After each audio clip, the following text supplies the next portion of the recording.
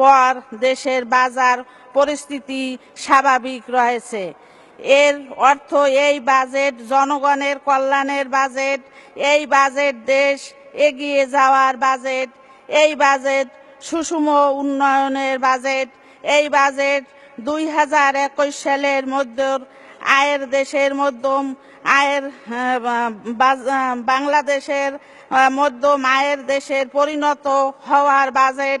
তাই এই রকম একটি সুন্দর গণমুখী বাজেট প্রদানের জন্য মাননীয় প্রধানমন্ত্রী জননেত্রী শেখ হাসিনা ও মাননীয় অর্থমন্ত্রীকে আমার এলাকাবাসীর পক্ষ থেকে আন্তরিক অভিনন্দন জানাই।